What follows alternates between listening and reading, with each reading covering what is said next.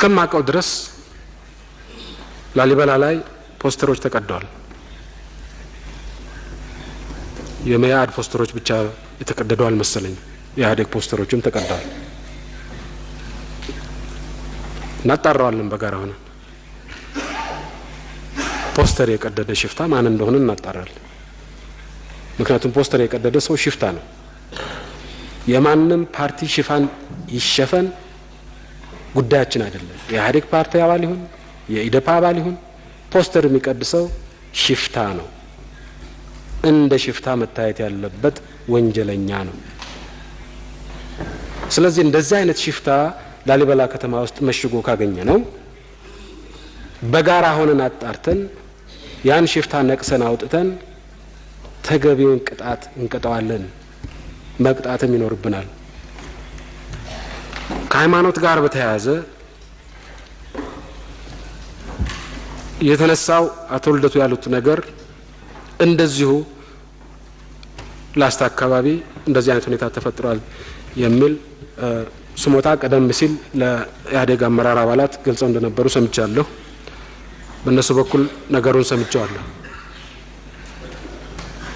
እገሌ እንደዚህ አይነት ሃይማኖት አለው፣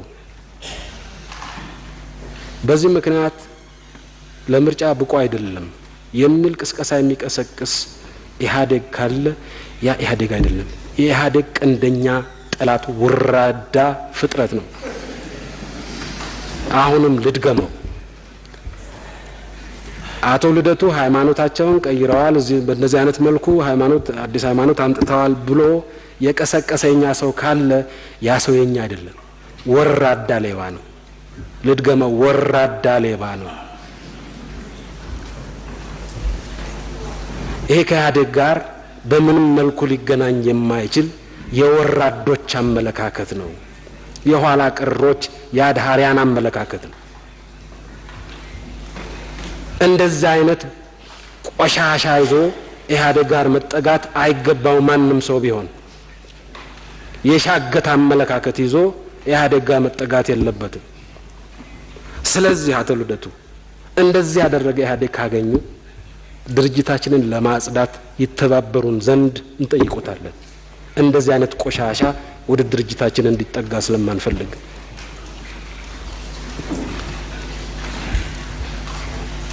በሌላ በኩል ዶክተር መራራ ያነሷቸው ጥያቄዎች አሉ። ዶክተር መራራ ያነሷቸው ጥያቄዎች አንድ ነገር ታሳቢ ያደረጉ አይደሉም። ይኸውም ድርጅታቸው ዓለም አቀፍ ደረጃውን የጠበቀ የስነ ምግባር ደንብ፣ ዴሞክራሲያዊ የስነ ምግባር ደንብ እዚህ ኢትዮጵያ ውስጥ የተፈለሰፈ ሳይሆን ዓለም አቀፍ ደረጃውን የጠበቀ የስነ ምግባር ደንብ ቀርቦላቸው ድርጅታቸው በዚህ ዓለም አቀፍ ደረጃውን የጠበቀ ዴሞክራሲያዊ ህገ ደንብ መተዳደሪያ ደንብ መሰረት ለመስራት ፈቃደኛ መሆኑን ተጠይቆ በተደጋጋሚ ተለምኖ አልፈርምም ያለ ድርጅት ነው። በህጋዊ አሰራር አልገዛም ያለ ድርጅት ነው። ለመገዛት ፈቃደኛ አይደለሁም ያለ ድርጅት ነው። ተገዶ በህግ እንዲቀበለው የተገደደ ድርጅት ነው። ወዶ ዴሞክራሲያዊ የትግል አግባብን ለመውሰድ ያልፈቀደ ድርጅት ነው። ስለ ዴሞክራሲያዊ የትግል አግባብ ለመከራከር የሞራል ብቃቱ የሚጎድለው ድርጅት ነው።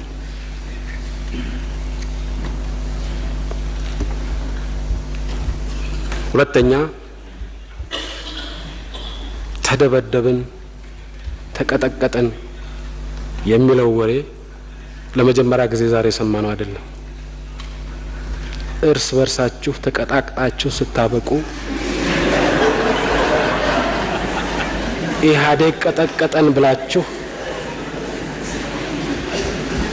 ስታወግዙ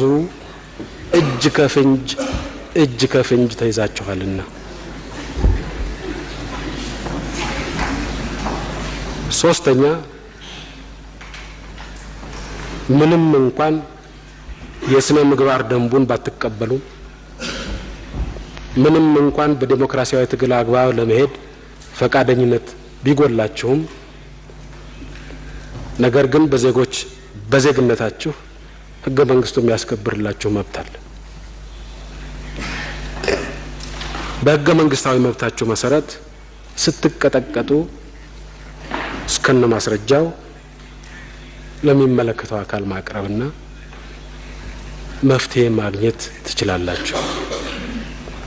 ለምሳሌ ድምጽ ቆጣሪዎቹ የኢህአዴግ ተላላኪዎች ናቸው ተብሏል። መተዳደሪያ ደንቡ ህጉ ይህን አይፈቅድም። ስለዚህ የኢህአዴግ አባል የሆነ ሰው በድምጽ ቆጣሪነት የትም ቦታ ከተገኘ ማንኛውም ፓርቲ የመጠቆም መብት አለው። በጥቆማው መሰረት ደግሞ መንግስት እርምጃ የመውሰድ ግዴታ አለበት። ህጉና ስርዓቱን ተከትሎ የሚሄድ ፓርቲ በህግና በስርዓት የሚያምን ፓርቲ የሚያደርገው ይሄንን ነው።